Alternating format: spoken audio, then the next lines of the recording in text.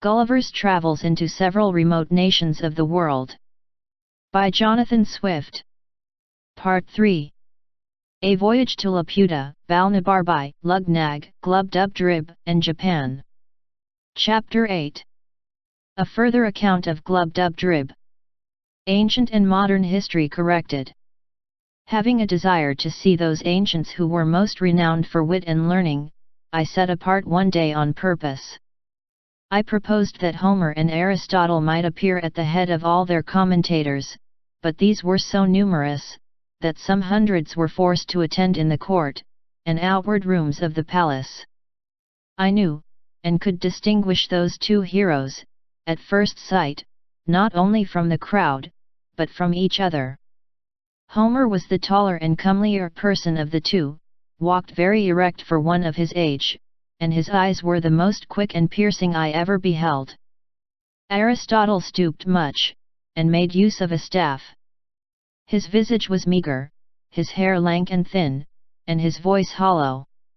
I soon discovered that both of them were perfect strangers to the rest of the company, and had never seen or heard of them before, and I had a whisper from a ghost who shall be nameless, that these commentators always kept in the most distant quarters from their principals, in the lower world, through a consciousness of shame and guilt, because they had so horribly misrepresented the meaning of those authors to posterity.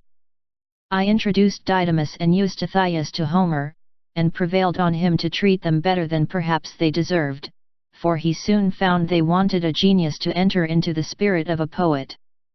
But Aristotle was out of all patience with the account I gave him of Scotus and Ramus, as I presented them to him, and he asked them, whether the rest of the tribe were as great dunces as themselves. I then desired the governor to call up Descartes and Gassendi, with whom I prevailed to explain their systems to Aristotle. This great philosopher freely acknowledged his own mistakes in natural philosophy, because he proceeded in many things upon conjecture, as all men must do, and he found that Gassendi, who had made the doctrine of Epicurus as palatable as he could, and the vortices of Descartes, were equally to be exploded. He predicted the same fate to attraction, whereof the present learned are such zealous assertors. He said, that new systems of nature were but new fashions, which would vary in every age, and even those, who pretend to demonstrate them from mathematical principles, would flourish but a short period of time, and be out of vogue when that was determined. I spent 5 days in conversing with many others of the ancient learned. I saw most of the first Roman emperors. I prevailed on the governor to call up Heliogabalus's cooks to dress us a dinner, but they could not show us much of their skill, for want of materials. A helot of Agesilaus made us a dish of Spartan broth, but I was not able to get down a second spoonful. The two gentlemen, who conducted me to the island, were pressed by their private affairs to return in 3 days, which I employed in seeing some of the modern dead, who had made the greatest figure, for 200 or 300 years past, in our own and other countries of Europe, and having been always a great admirer of old illustrious families, I desired the governor would call up a dozen or two of kings, with their ancestors in order for 8 or 9 generations. But my disappointment was grievous and unexpected. For, instead of a long train with royal diadems, I saw in one family 2 fiddlers, 3 spruce courtiers, and an Italian prelate. In another, a barber, an abbot, and 2 cardinals. I have too great a veneration for crowned heads, to dwell any longer on so nice a subject. But as to counts, marquises, dukes, earls, and the like, I was not so scrupulous. And I confess, it was not without some pleasure, that I found myself able to trace the particular features, by which certain families are distinguished, up to their originals. I could plainly discover whence one family derives a long chin, why a second has abounded with knaves for 2 generations, and fools for 2 more, why a third happened to be crack-brained, and a 4th to be sharpers, whence it came, what Polydore Virgil says of a certain great house, nec vir fortis, nec fomina casta, how cruelty, falsehood, and cowardice grew to be characteristics by which certain families are distinguished as much as by their coats of arms, who first brought the pox into a noble house, which has lineally descended scrofulous tumors to their posterity. Neither could I wonder at all this, when I saw such an interruption of lineages, by pages, lackeys, valets, coachmen, gamesters, fiddlers, players, captains, and pickpockets. I was chiefly disgusted with modern history.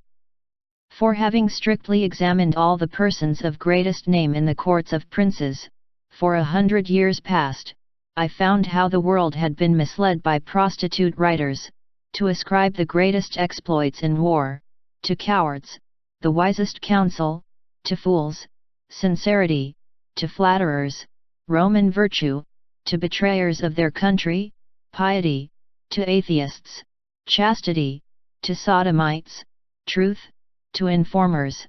How many innocent and excellent persons had been condemned to death or banishment by the practicing of great ministers upon the corruption of judges, and the malice of factions. How many villains had been exalted to the highest places of trust, power, dignity, and profit. How great a share in the motions and events of courts, councils, and senates might be challenged by bawds, whores, pimps, parasites, and buffoons. How low an opinion I had of human wisdom and integrity, when I was truly informed of the springs and motives of great enterprises and revolutions in the world, and of the contemptible accidents to which they owed their success. Here I discovered the roguery and ignorance of those who pretend to write anecdotes, or secret history, who send so many kings to their graves with a cup of poison, will repeat the discourse between a prince and chief minister, where no witness was by, unlock the thoughts and cabinets of ambassadors and secretaries of state, and have the perpetual misfortune to be mistaken.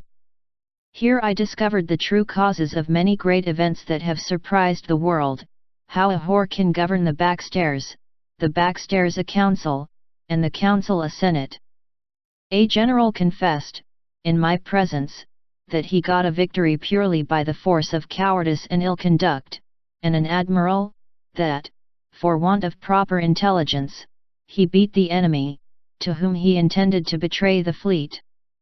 3 kings protested to me, that in their whole reigns they never did once prefer any person of merit, unless by mistake, or treachery of some minister in whom they confided, neither would they do it if they were to live again, and they showed, with great strength of reason, that the royal throne could not be supported without corruption, because that positive, confident, restive temper, which virtue infused into a man, was a perpetual clog to public business.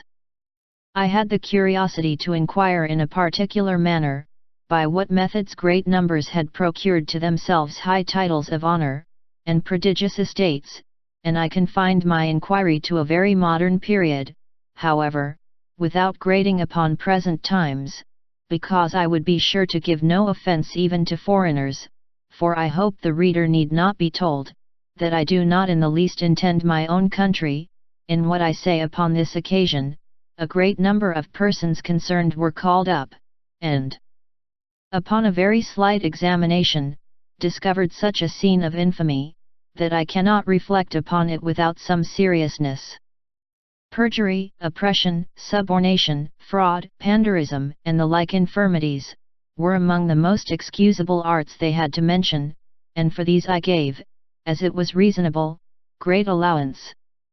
But when some confessed they owed their greatness and wealth to sodomy, or incest, others, to the prostituting of their own wives and daughters, others, to the betraying of their country or their prince, some, to poisoning, more to the perverting of justice, in order to destroy the innocent, I hope I may be pardoned, if these discoveries inclined me a little to abate of that profound veneration, which I am naturally apt to pay to persons of high rank, who ought to be treated with the utmost respect due to their sublime dignity, by us their inferiors. I had often read of some great services done to princes and states, and desired to see the persons by whom those services were performed.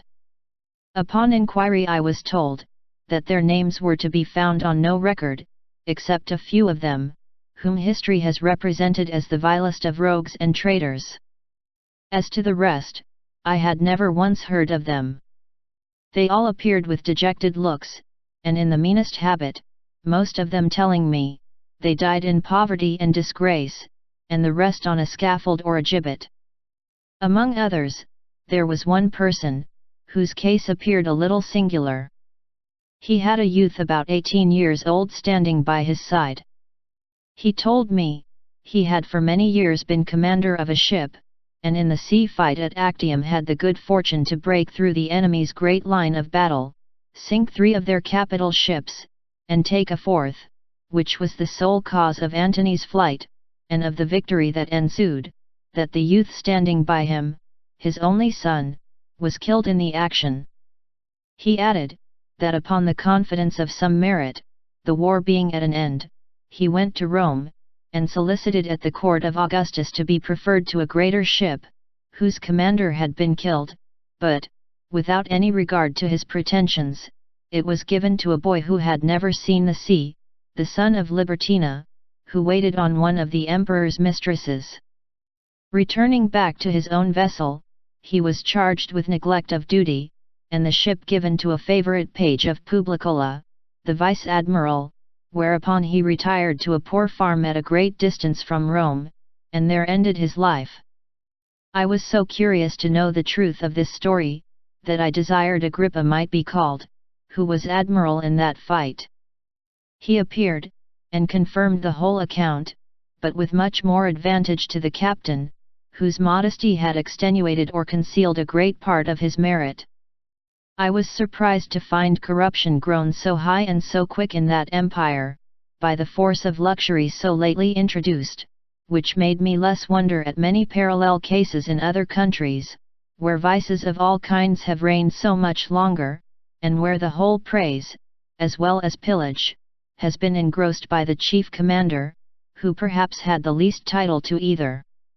As every person called up made exactly the same appearance he had done in the world, it gave me melancholy reflections to observe how much the race of humankind was degenerated among us within these 100 years past, how the pox, under all its consequences and denominations, had altered every lineament of an English countenance, shortened the size of bodies, unbraced the nerves, relaxed the sinews and muscles, introduced a sallow complexion, and rendered the flesh loose and rancid.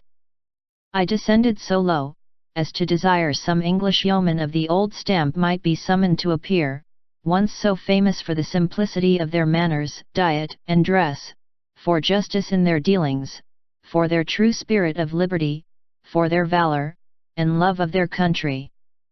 Neither could I be wholly unmoved, after comparing the living with the dead, when I considered how all these pure native virtues were prostituted for a piece of money by their grandchildren, who, in selling their votes and managing at elections, have acquired every vice and corruption that can possibly be learned in a court.